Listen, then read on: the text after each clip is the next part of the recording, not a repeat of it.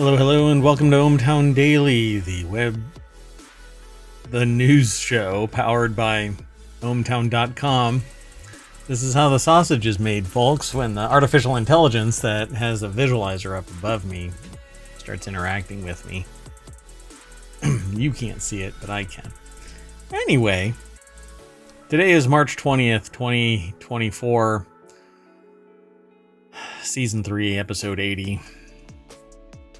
Today we're going to be talking about Apple Justice, cloned boarding pass, moving snack bar, Glassdoor Doxxing, driving while apt, Appalled at Excel.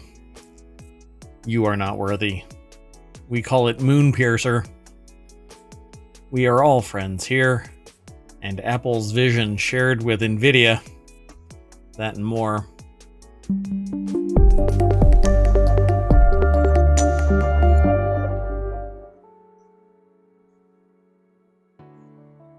You know, I think everything was really quiet just now because something was turned down. We'll just keep going. Maybe it was like ASMR. No, I think it's worse than that, but that's okay. Well, we don't edit, we don't change anything, we don't filter. We are what we are, we do what we do. Our production value might be crap, but at least it's honest. That's one way to put it. I'm Mayor Watt, and up there is the sentient AI's visualizer. I want to say hi. Good evening, ohmTown citizens. You don't actually have to say it like that. Hi. But you could. I will not be saying it like that. Oh, well, never mind then. You know what? We're off to a wonky start, so let's just get into the articles. The very first article is over in Smack Talk. This just flowed into ohmTown. Apple to be sued by U.S. Department of Justice for antitrust as soon as tomorrow. The little snippet that we have is we've heard a lot recently about how the EU Commission has been cracking down on big tech companies like Apple, you big meanies selling products that people want. With the Digital Markets Act causing sweeping changes to how the iPhone works, at least in the EU. The one good thing that came out of that is USB-C. Otherwise, we'd be on that stupid Lightning still. Anyway, but stateside, Apple's also facing regulatory pressure. Bloomberg reports today that the Department of Justice is readying a formal lawsuit against Apple to be filed as soon as tomorrow.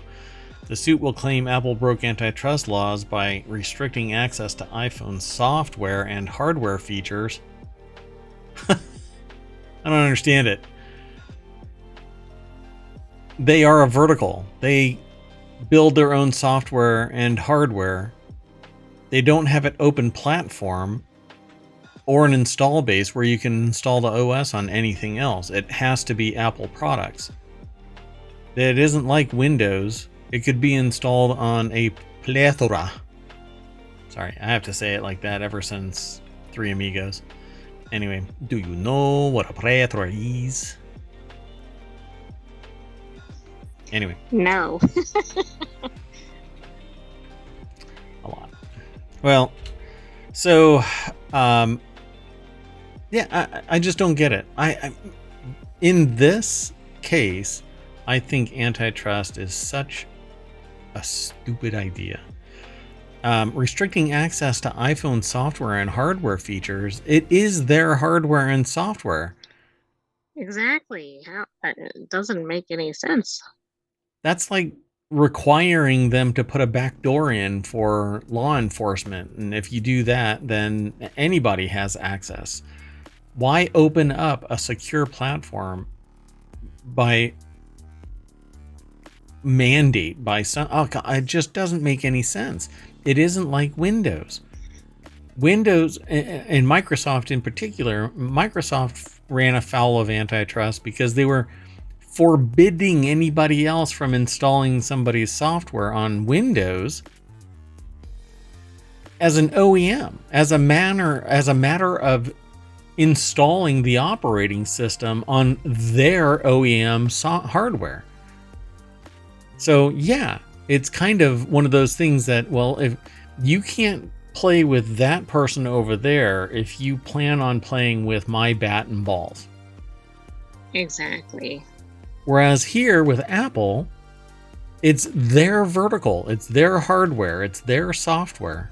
They've opened up the platform for people to augment it, and they don't really restrict anything other than, if you're going to use our platform, give us a bone here, throw us a little bit so that we can enforce quality and security, market your stuff, go spin up your own damn platform if you don't like it. There's plenty of room for competition. I'd really like, oh, you know what? You know who else has tried to spin up their own platform and shit the bed? Microsoft. Go pull up a Windows phone, folks. Now, it's not competition. They are in their own walled garden. They're the sole provider of all the hardware and software. They opened up a store because people wanted to produce something to inject into the phone. They have to follow guidelines. Ugh. I think this is stupid. There's some jealousy, I think, in the industry, but don't that you would think? Be interesting. That would be, well, you know, when you talk, when every competitor sits there and says we're better than Apple, and when you go to Apple and say, hey, who are you better than? They don't go, well, we're better than this company. No, they say we are the best. Exactly. That's how powerful a market maker they are, because they're not comparing themselves against other people, other organizations, other companies, whatever. They just say, this is what we do. Right? Right. Benjamin Mayo over at 9to5mac.com put this article together. There is no deck statement, but it says, the claims of the suit have not yet been released, but are expected to revolve around the monopolistic power of the iOS App Store. Really? Sell your app somewhere else. The Android store is wide open, literally. You know, I just don't get it. But Apple is, because the EU is all unified under this one argument, because of treaties and agreements. Apple has been forced to open up the iPhone to support alternative app marketplaces, alternative payment systems, alternative web browser engines, and gives developers, and you could have always done that actually. It's just encapsulated in your app, so you would have to put it together, etc. But Apple actually has its own browser core that you can use to make it secure within the Apple ecosystem. But anyway, it says, and give developers deeper access to hardware features like the NFC chip, which is, I think, the more Swiss cheese you make the framework, the more insecure that device is going to be. And we already know that governments and companies would rather be on Apple because it's deemed more secure. It's a harder platform to penetrate than, well, Windows, cough, cough, Civ, and Android. So, I don't know. I think this is, it's going to be forced into existence. They're going to make this happen because there's so many things that Apple is going, look, it's our product. The only thing that they could do to stop this would be to kill the App Store altogether and provide all of the apps that everybody would need directly from Apple. Oh my goodness, what a nightmare that would be. Right? You know, I mean, some people only use Apple because there's some developer that found a benefit in the Apple platform and they're selling it on the Apple platform. They don't want to recode it for Android, so it's only on the Apple platform, or whatever the reason. There's a reason why people want to use the Apple platform, and it certainly isn't because they want to go to another marketplace. It isn't because they want an alternative payment system, which is already available through, even on an Apple phone, you can use an alternative payment system. What you can't do is say, here is the Apple ecosystem and we're riffing off of the App Store, but we're not going to give Apple anything. We're going to use a payment method for you to register for our app outside of the Apple system. It's like going to, it's like moving into my house and living there rent free. That's an interesting analogy. So all of this, I think, is just bullshit. But I've ranted for 10 minutes. Did you want to say? I mean, I have nothing to add. You've already covered it all. I'd say I'm sorry, but I'm not. Let's keep going. The next article is quite interesting because I want to know how this actually got down. Like, what happened to facilitate this? It's in the Mobile Channel. Texas man arrested for using boarding pass he photographed off fellow traveler's phone. A Texas man was arrested in Salt Lake City on Sunday after he was discovered roaming around a Delta Airlines flight without a designated seat to call his own. How he got on the flight in the first place? A man allegedly photographed a fellow passenger's boarding pass without their knowledge and successfully boarded the flight. You know, this doesn't make me think that the security procedures are very Well, here's the deal. robust. If I'm looking at my my boarding pass on my phone, then anybody could take a picture of it over my shoulder, and I would be none the wiser. I would, because I'm a security freak, and now I'm not picking a fight with anybody. Don't try and, blah, blah, blah, security, blah, blah, blah. But I'm just saying you need to be aware. Situational awareness is pretty fundamental. You need to be a bit paranoid. You can't necessarily just take everybody being a good-natured fellow traveler. Matt Novak over at Gizmodo.com put the article together, and the deck statement says, before the age of QR codes, making a counterfeit ticket would have taken real craftsmanship.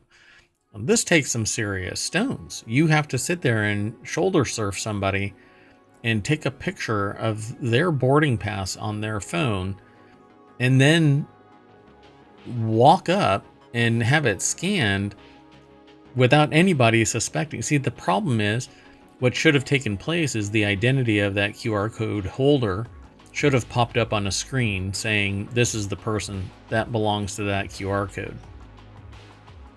Yeah, what doesn't necessarily make sense is that you have to show ID when you show your boarding pass. So, like, at what point did he have the fake boarding pass? Because if it was, like, after security, that raises other questions. If it was before security, his ID wouldn't have matched the name and photo and... Like, I could see if he just showed up at the gate suddenly, like if he'd somehow made it through security, because there, I don't think they check ID. Right. Yeah, it's interesting, right? It's not clear whether the boarding pass Florizard, that is a hell of a name. Florizard. Charizard, but of flowers.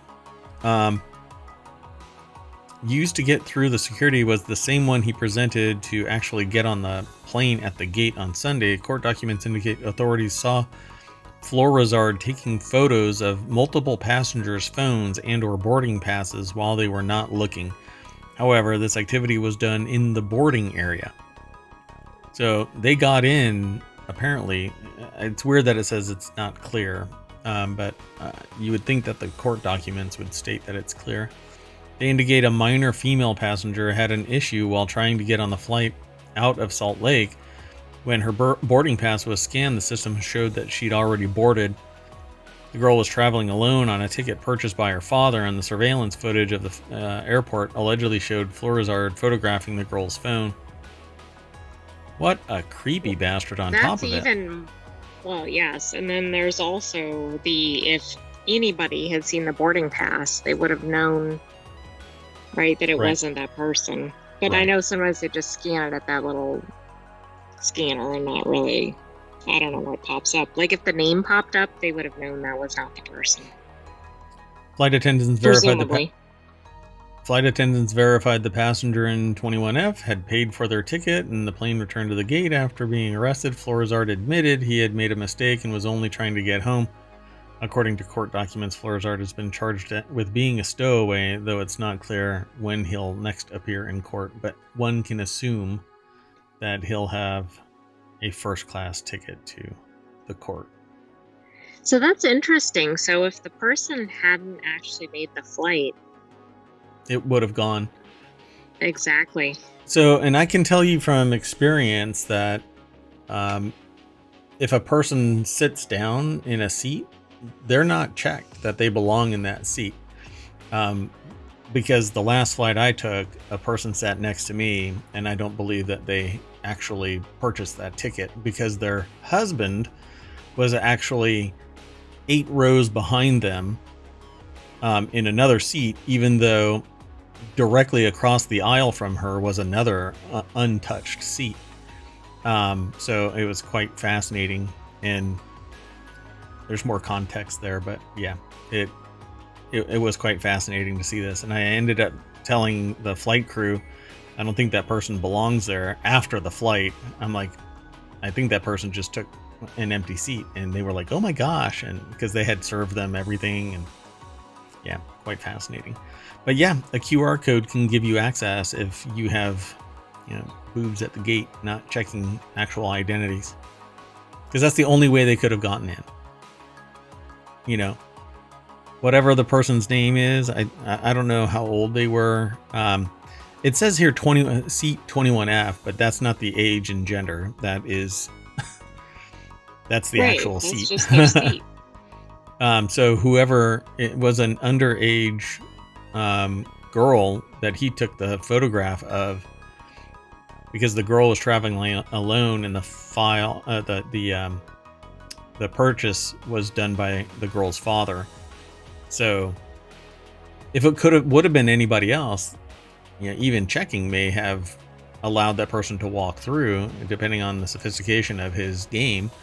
But obviously a minor female passenger and 26-year-old Wycliffe Flurizard, I can assume, is a little bit older looking than a minor female, right? Anyway, yeah, somebody wet the bed, and they should never have been able to board. Who knows what kind of stuff could have gone down? Well, it's interesting because when he boarded, then he tried to access something he wasn't supposed to access. Like, there was more to this than just getting on the plane.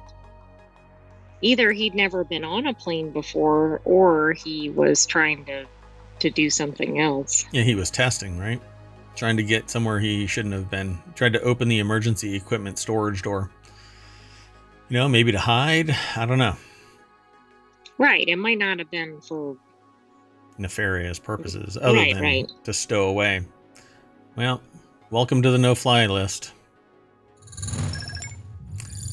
Next article is over in Technology Today. Neuro R3 is an adorable self-driving snack bar. There's a video. It's over at CNET, powered by Neuro's autonomous driving tech. The R3 is not a sports car, like the R8. Will begin delivering snacks, packages, and pizzas to hungry customers later this year. So this is the vehicle. That's a great idea. Yeah, little bots get kicked over. These bots get set on fire. So CNET is where this is at. I don't have a person's name, but it is just a video. And I won't really, let it play all too long, but there's a company called Neuro. They make the R3. It's this 4-wheeled vehicle that has 4 doors, gull-wing doors that open up and allow you to access snacks, packages, etc. I'm sure that everything will be handled with respect and dignity. Nobody will rob this thing blind or do something horrendous to the contents, because society is demonstrably professional and respectful. Yeah, this thing's gonna get assaulted regularly. Sorry. I guess we can't. Look, it almost ran over somebody. I think this is a really good idea. This is a great idea. I'm gonna get my popcorn and watch what happens to this thing. I think it's goofy. None of this should. No, just no. I'm sorry. No, just no. Who doesn't need snacks and pizza delivered? Yeah, you know, and that pizza is going to be like $75 because they got to pay for this damn thing. And it's electric too, right? Yeah. An external airbag, so when it hits a toddler, it just whee. I can't. I'm gonna go on. Not really worth talking about. But I thought it was a cute car, and I think that it's a neat concept. But boy, is it just not gonna really work. It's just not. No. The next article is over in Late Night Geeks. Users say Glassdoor added real names to user profiles without their consent. Somebody pushed an update to Glassdoor, and it revealed people's first names. Their real names, I should say, to their profiles. So if somebody was doing something or looking at something or interacting with somebody in a public forum, their real name could have been exposed. So people, from what I've been hearing, people are logging in and changing various bits of information, including tainting the pool of valuation. So like people are, there was one person on a subreddit that said that they changed theirs to a quality control engineer at Boeing making $3 million. And basically doing all kinds of stuff to just kind of taint the data set now. In a word, Glassdoor, failed. So one user said Glassdoor pulled her full name from an email and added it to her profile. Another said that it wasn't clear how Glassdoor got his data. I know from experience that this happens in social networks without any participation of the person signing in, and can connect people without any warning or authorization, which is creepy as hell, because if you have a stalker from your past and you finally join a social network and that stalker has been crushing the search box with the name of the target, then there is a potential chance that the social network will connect the two. And without going into it and without throwing anybody by the under the bus, I can tell you directly, I witnessed this. And I've only witnessed it once, because I will not allow anybody under my instruction to get traumatized like that again. Because that's essentially what happened. It wasn't a stalker situation, but it was a person that should not have been able to make contact with somebody had the ability to make contact with that person. So the article's over at TechCrunch.com by Zach Whitaker, and it says users say Glassdoor added real names to user profiles without their consent. This has to be an AI kind of bullshit thing. So they talk about various things here. You'll have to follow this link and go over to TechCrunch.com so that you can read verbatim their due diligence and their investigation into this. Glassdoor has long allowed users to sign up anonymously. In 2021, Glassdoor bought Fishbowl, a semi-anonymous professional social network site that allows users to ask questions without disclosing your name. Ars Technica, which first reported Monica's story, so this actually comes from Ars Technica and then picked up by TechCrunch, explained that Fishbowl requires users to verify their identities before using the site. So they perhaps cross-referenced the Fishbowl data and tied names together. As part of the acquisition deal, Glassdoor signed up every user for a Fishbowl account, meaning Glassdoor would have to change its terms of condition, terms of service, so that every Glassdoor user could also be verified. Aaron Mackey, an attorney with the digital rights group EFF, or Electronic Frontier Foundation, which I talked to a group of people today and yesterday, and tomorrow I'll be doing the same talk, introducing people to what the Electronic Frontier Foundation does, along with the ACLU and others, told TechCrunch that Glassdoor has been an industry leader in defending its users' anonymity. Mackey previously defended an anonymous Glassdoor user in court whose employer tried to unmask and identify their identity. Yeah. So well, this is really problematic for a site like this because I think this site is where people can post reviews about how their employer operates, and I think they can produce salary information, just other data that people are not going to come forward with if it's attached to their name. No, it's the equivalent of leaking DNA, like 23andMe. The integrity of 23andMe completely shit the bed. And here is the same thing. I wouldn't trust Glassdoor with my personally identifiable information ever again. I would forever have a problem with valid information ever touching Glassdoor. And if you're using it to find jobs, for crying out loud, how can I trust that you're not going to divulge the fact that I'm looking for a job to my previous employer as part of your marketing bullshit? You know, oh, look, these people are looking for jobs. Your company might be interested in it, you know, and that's the HR person receiving this notice. Because for what I do, I get notices. I get lists of potential people. So I'm like, well, geez, why would I? And opportunities. So I get both. Exactly. Yeah, this is unsettling. I really don't like this. By Glassdoor's own admission, the company says on its website that it is unable to fully confirm a user's identities, the truthfulness of their contributions, or their employment status. So if you were honest, I guess it's your fault, right? That's going to be the argument. It's the right, Facebook. You should have had, a fake profile or something? Yeah, it's the Facebook CEO, Oh, okay, got it. Because Zuckerberg basically said everybody's an effing idiot. That he can't believe that they're divulging all their personal identifiable information and that it's legit information.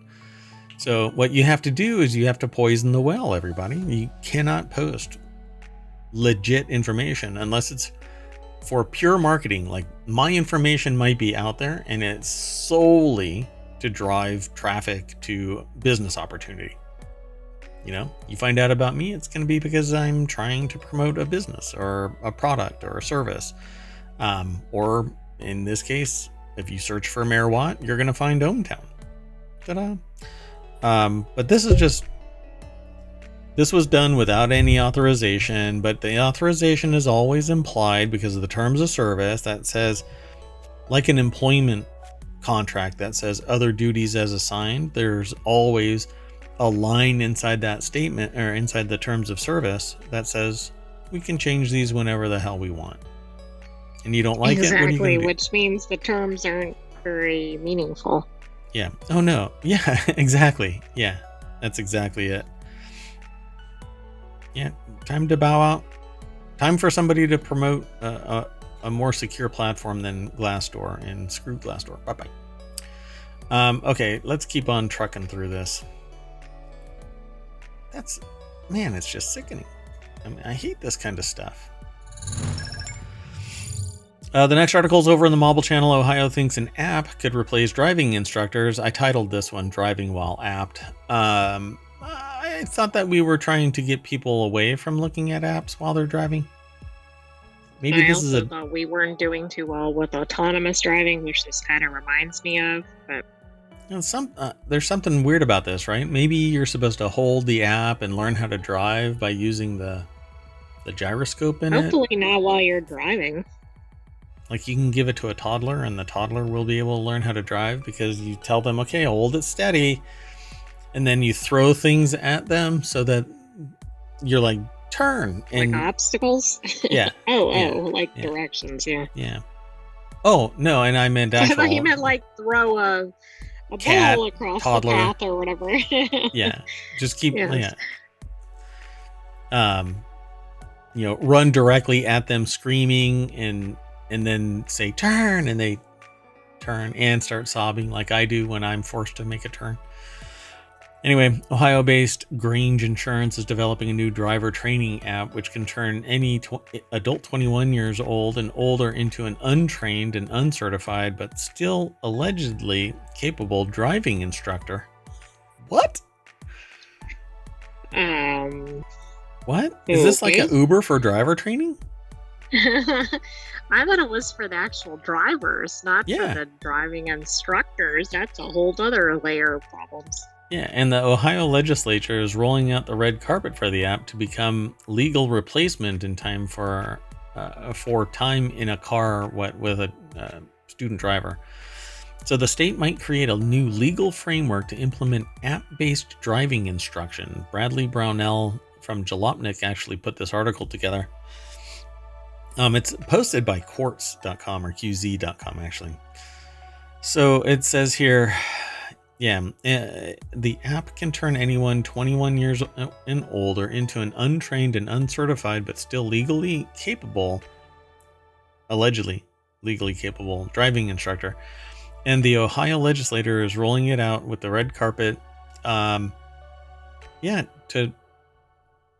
replacement for time in a car with a real instructor. As it stands, students have to spend 8 hours of in-car instruction, and instructor providing those lessons have to have accumulated 60 hours of training in the process. If that already dismal driver education system were to be replaced by an application on the "Don't be alone with your thoughts" rectangle, I have some concerns. That's the author saying this, not me. I don't think that an app should enable anybody to be anything short of, a player of a game, or maybe you can learn stuff, but then you should be forced to sit for a certification process. You just don't sit for 8 hours and then here you go. Right. I mean, this just seems like this is going to exacerbate bad driving. Yeah. With driving standards seemingly falling extremely short in every state in the nation, Ohio drivers are similarly inattentive, and many blatantly and flagrantly flaunt the existing road laws they did commit to memory. Reducing the standards for driving education will only serve to increase the danger of our roadways. Yeah, they're going to try and claw this back after somebody's hurt. But it is what it is. Under the bills, the Ohio Department of Public Safety would create a rule book to establish the kinds of requirements necessary to implement this new app-based instruction. Yeah, there's a lot more over at this article, so go and check it out. Let me throw this. I didn't throw it into the chat. Sorry about that, folks. Doink, doink. But let's keep going. Yeah, I just want to say, actually, I want automated driving. I want to be able to just tell my car, I want to go here, and it drive me there, and I can sit there and play Ticket to Ride all during that trip, right? Or whatever. Right. The point is just not have to do the driving, right? Bring my electric walk and cook. Whatever. And everybody would be doing it at the same time, so the vehicles could be trucking through the road at 150 miles an hour, getting me to my destination in a third of the time. But no. Yeah, I'm getting a little salty. Okay, so this next article is over in 4-Wheel Tech. That's one of our newest shows coming next weekend. Oh my. Formula One chief appalled. Yeah, to find team using Excel to manage 20,000 car parts. Are you out of your mind? Do you know how slow an Excel document with 20,000 car parts is? Probably not that big of a deal. Yeah, are they all each on a different line? With all kinds, like thousands of metadata points that you have to whip out a pivot table to figure out. There's a new boss at a storied 47-year-old, Formula One team, and he's eager to shake things up. He's been saying that the team is far behind in competition in technology and coordination, and Excel is a big part of it. Starting in early 2023, Williams team principal James Vowles and Team Technical Officer Pat Frey started reworking the IT for what team? It says Formula One chief. So Williams' team leader may only be shocked because he hasn't worked IT. Yeah, Kevin Purdy over at Ars Technica put this article together. And honestly, come on, Excel is the easy peasy mode. What are you going to do? Exactly. I mean, if it's working, that's fine. Yeah, I mean, it's a big pain in the ass because it's this one file. If you don't make some copy of it after copious amounts of changes, it can easily get corrupted and off you go. Oh shit, what are you going to do now? When you start tracking now hundreds of thousands of components through your organization, moving around an Excel spreadsheet is useless, Val's told The Race, except that no, not necessarily.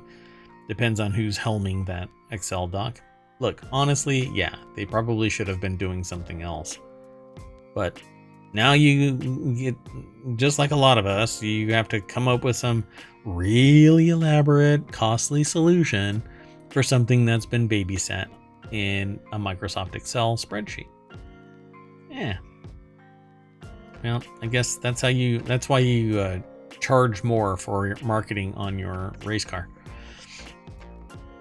So the idea that a modern Formula One team building some of the most fantastically advanced and efficient machines on Earth would be using an Excel doc to build those machines might strike you as odd. F1 cars cost an estimated $12 to $16 million each with resource cap of $145 million. But none of this really matters, and it actually makes sense if you've ever worked in IT at nearly any decent-sized organization. Then again, it's not even uncommon in Formula One.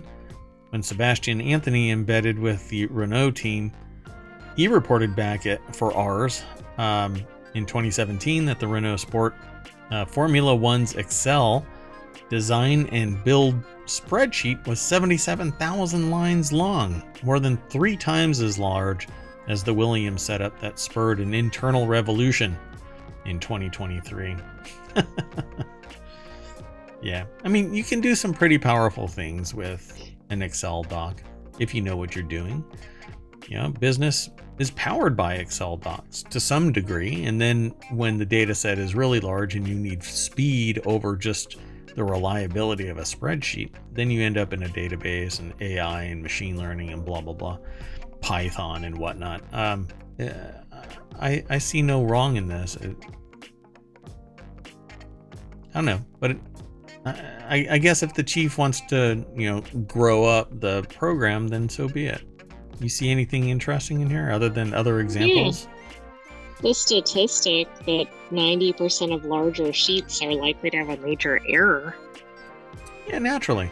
Yeah. Come on, I showed people... But I mean, if you're using another program and you have too much data, you probably just as likely. Sure. Yeah, I would agree. Yeah, and it's just as difficult to locate it, fix it. Yeah, you have to trace this stuff back, particularly if it's embedded formula after formula after formula. Yeah, I was Formula One?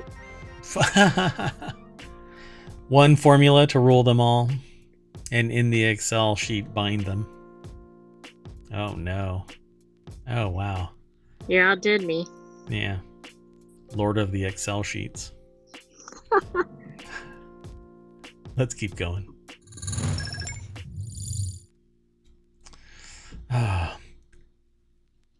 What do you think? Do you think I was gonna do Lord of the Rings jokes, but I'll just move on. Anyway, the next article's over in the Marble channel. Hermes. I love saying that. That is not how it's pronounced. What? It's not? No. How's it pronounced? I think it's Hermes. Oh, Hermes. You have to say it like that? Yes, definitely. Accused of violating antitrust law by only selling Birkins to quote-unquote worthy customers. You are not worthy. That's why I named this segment, You Are Not Worthy. A new class action lawsuit in California accuses Hermes. It never gets old for me. Anyway, Hermes of violating antitrust law by only selling its iconic luxury Birkin handbag to customers with a sufficient purchase history of other items. I thought that Ferrari did that too. Like you couldn't get a Ferrari unless... Yeah, I thought we just talked about that like a couple months ago. Yeah, I swear that was something, but maybe that's all, myth. So the lawsuit filed in federal court in San Francisco on Tuesday claims sales associates are pushing customers to buy Hermès ancillary products, merchandise publicly available for purchase, such as scarves, jewelry, shoes, home goods, to gain an opportunity to buy the exclusive item. Typically, only those customers who are deemed worthy of purchasing a Birkin handbag will be shown a Birkin handbag in a private room. Wow. Hey, you know what? Wow, that's a bit much. Here's the secret ingredient to all of this. You all are making this happen. It isn't like healthcare where you have no bargaining power, right? If you need a drug, right, you have to pay. If you're not rich enough, you have to play some freaking game to figure out how you can get your medicine to keep your ass alive.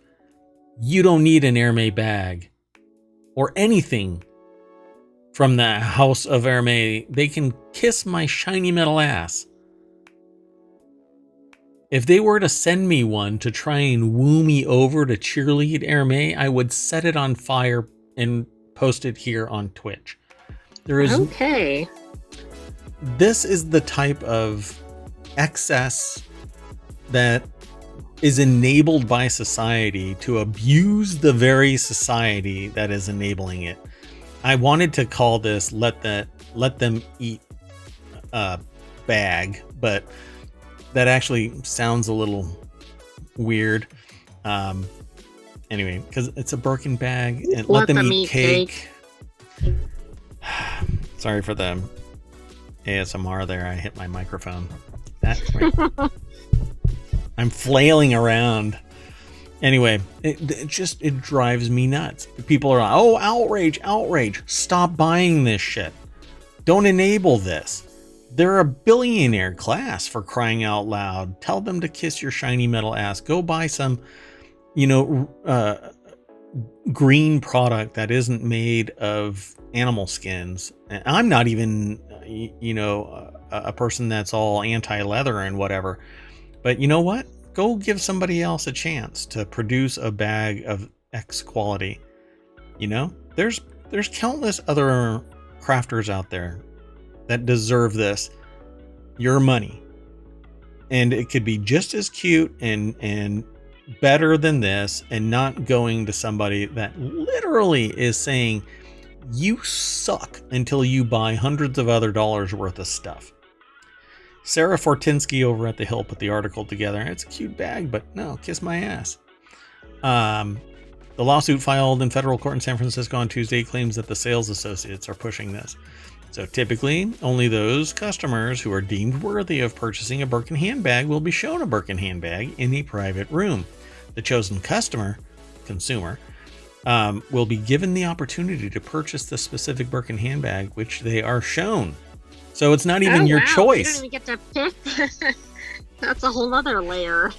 It's like an arranged marriage. Oh no, you're marrying this person. Ew, no. Ugh. Can you imagine you do this and then you get a bag that you just cannot stand and it costs thousands of dollars? Like, why? Just the stones on these sales associates that think that people will capitulate. And guess what? They freaking are, because you have the House of Hermès. No. You created this monster. You have to deal with it. Now it's taking a lawsuit. Because society can't take care of itself. It has to sit there and be beaten about the head and shoulders with a bag that they can't afford, or they can afford, but it's not the one that they want. Thank you, sir. May I have another? And it's not even, do you think you're worthy in terms of you have the right appearance or the right bank account or whatever. It's, have you bought from us a gazillion times before. Which Correct. That's one plaintiff wow. spent tens of thousands of dollars at Hermé and had been coerced into purchasing ancillary products in order to obtain access to Hermé Birkin bags. You're not a plaintiff. You're a co-conspirator in making this shit happen. You are a want-to-be victim of this because you've been spending tens of thousands of dollars at Hermé. I'm sorry, I have zero compassion for this. Give me a break. I mean, it's a cute bag, but no. Anyway, I gotta move on because my soapbox is getting way taller. If I fall from this height, I'm gonna break a hip. So the next article is over on ohmTown Daily. All aboard the Moon train. I'm calling this Moonpiercer. DARPA is trying to figure out how to build a lunar railroad from Will Earth. this be the prequel to the Snowpiercer trilogy? Oh goodness. Yeah, oh no, what the heck? So let's see. Marianne Guineau over at Business Insider put this article together.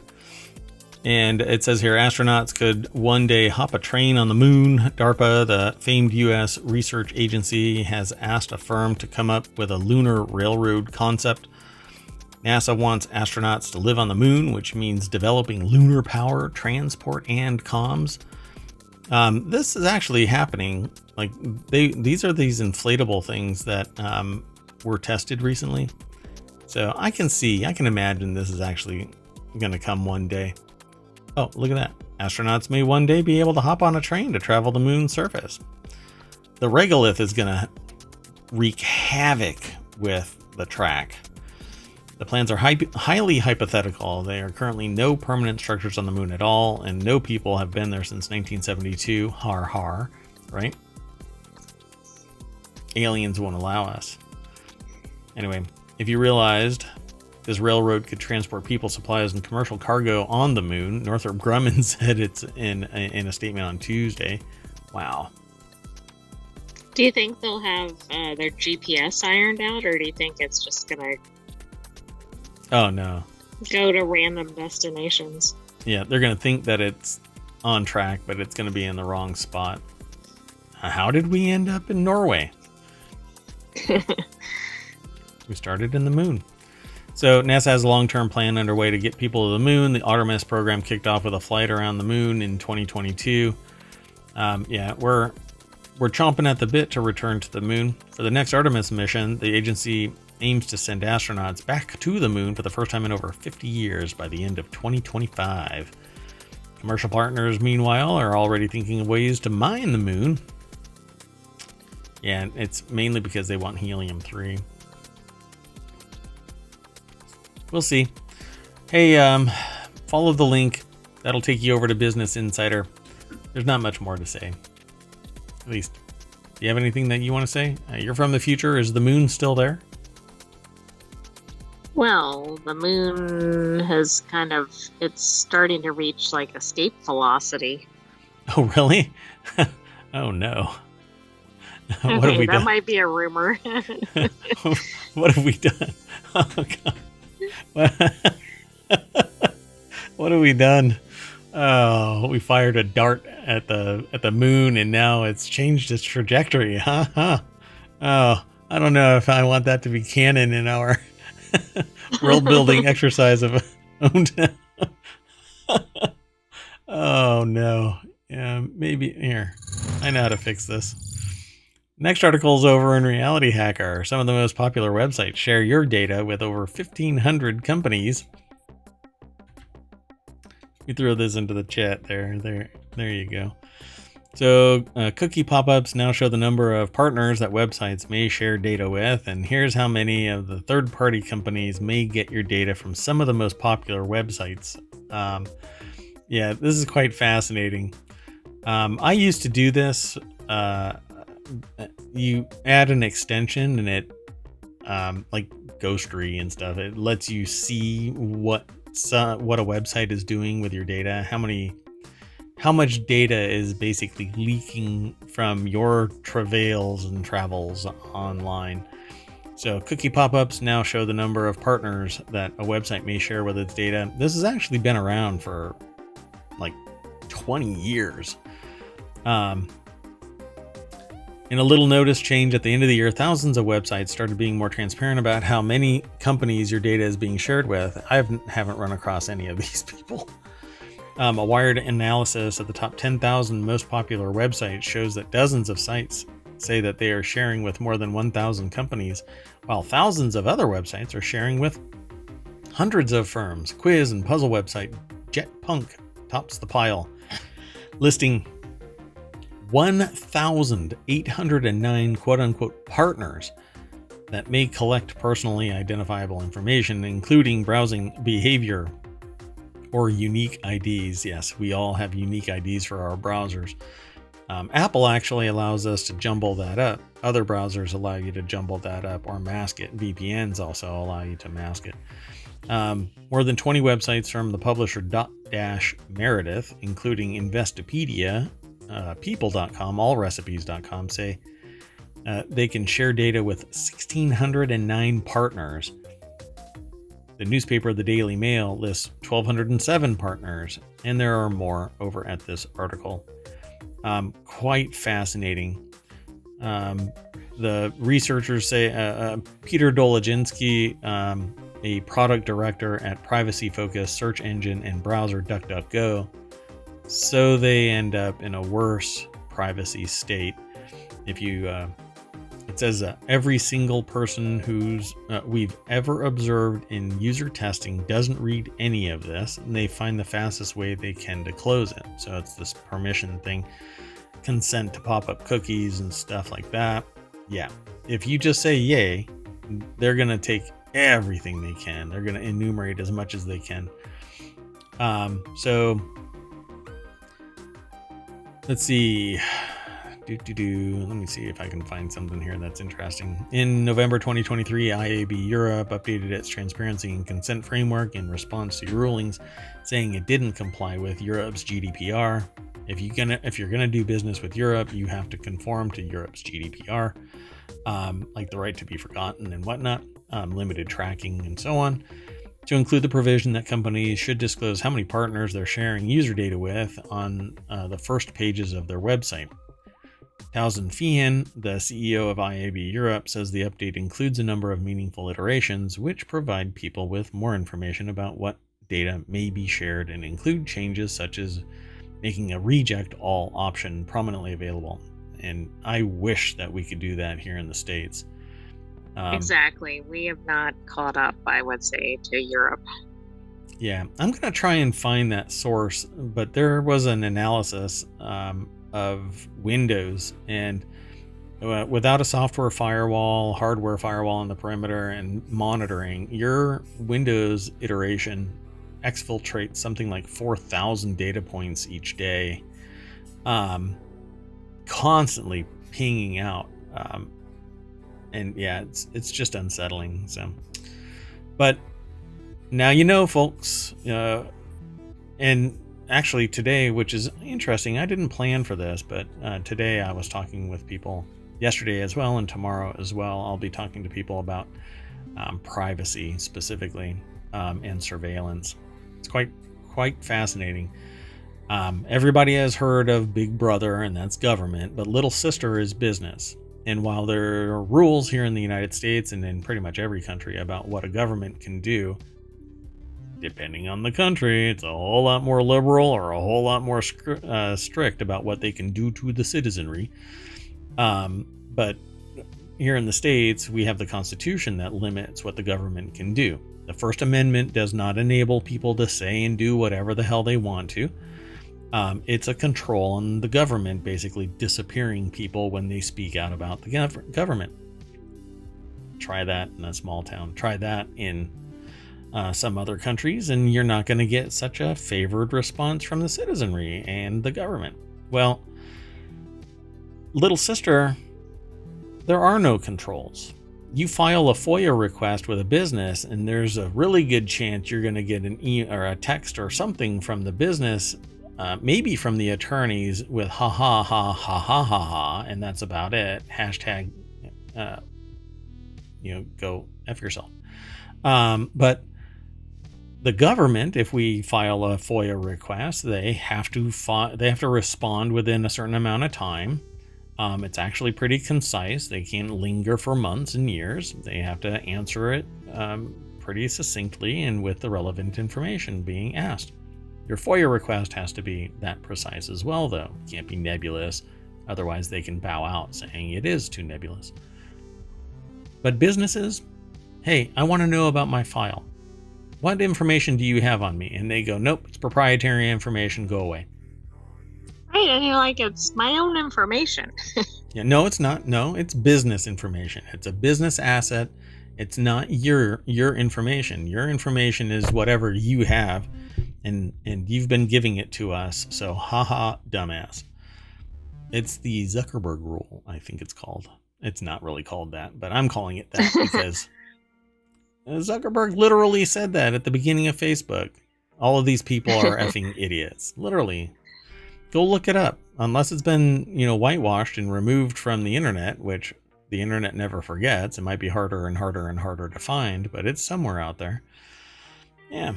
So, again, just like the Glassdoor doxing of people, invalidate your data, then delete your account. So it muddies the water, and nowadays companies are making it possible to delete your account. Anyway, let's keep going. Whoa! Well.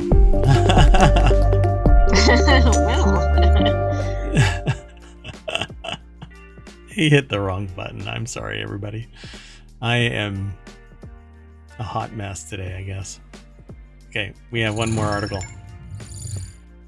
This last article is over in Smack Talk. NVIDIA's shared VR environment technology is coming to Apple Vision Pro. This is actually pretty interesting.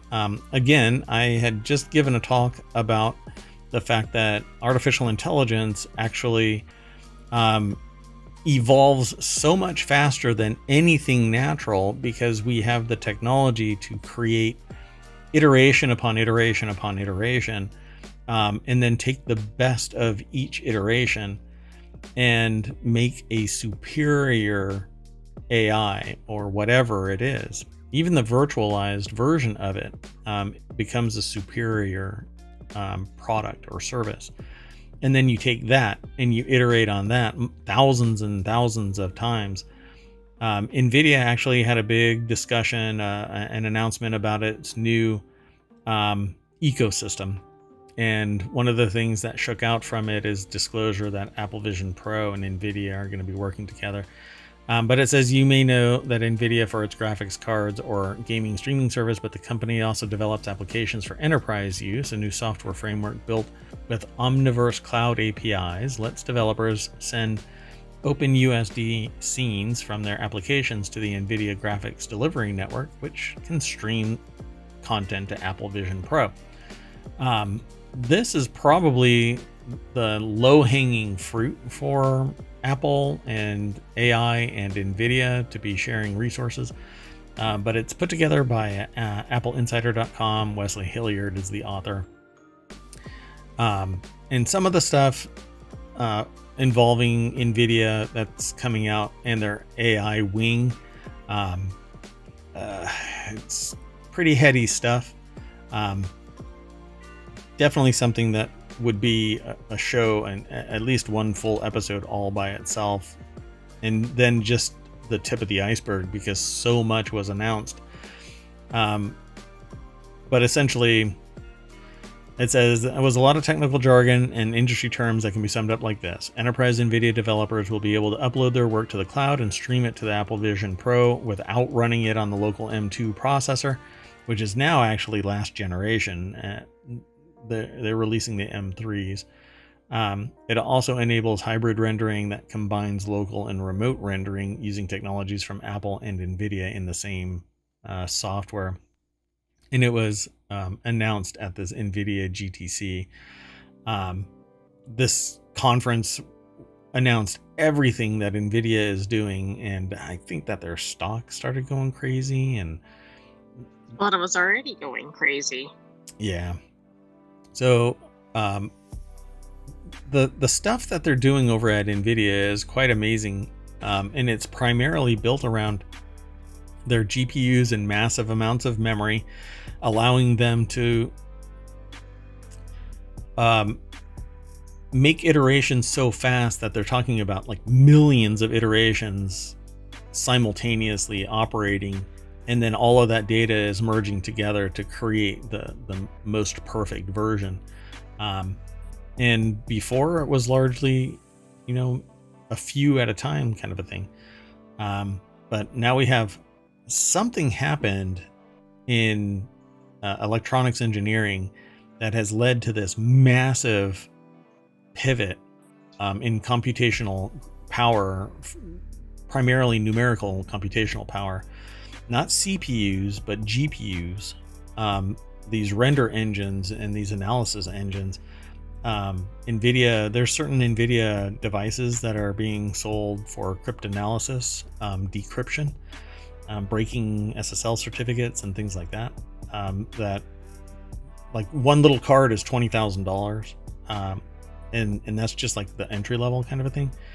Wow. It's just amazing. Yeah, above my pay grade, but I get to. I've seen them, but I don't work with them. Although, I don't know, I might be able to in the near future. But at any rate, yeah, content flowing into the Apple Vision Pro via NVIDIA's content delivery system might be something that might benefit the Vision Pro, because it allows for somebody else to do the computational work. Well, and it might encourage more adoption of the Vision Pro, which will help, because then maybe they'll release additional models with upgraded features, etc. Yeah, supposedly there's one called Apple Vision Air that's supposed to be the lighter version of it. I think it's referred to as the Air, but we'll see. I'm not really one for rumor, but this wasn't a rumor. The Apple Vision Air is. Anyway, that's it for today. I think that maybe my blood sugar is too low. You know, I hit the outro one article too soon. Right, but you're like, you were ready for it. Yeah, that wasn't a subconscious thing. I thoroughly enjoy being here, but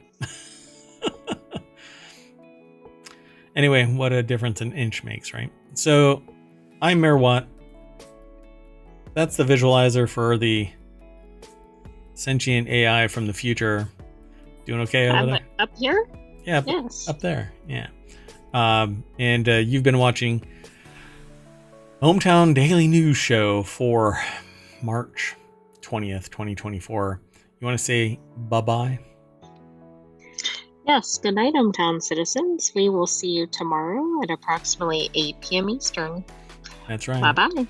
Oh, a little bit of warning. I mean, it's like a week in advance, but next Thursday, the show will either be postponed until the following Friday, or it will be done really late, because I'm going to be tied up until after the show would normally run.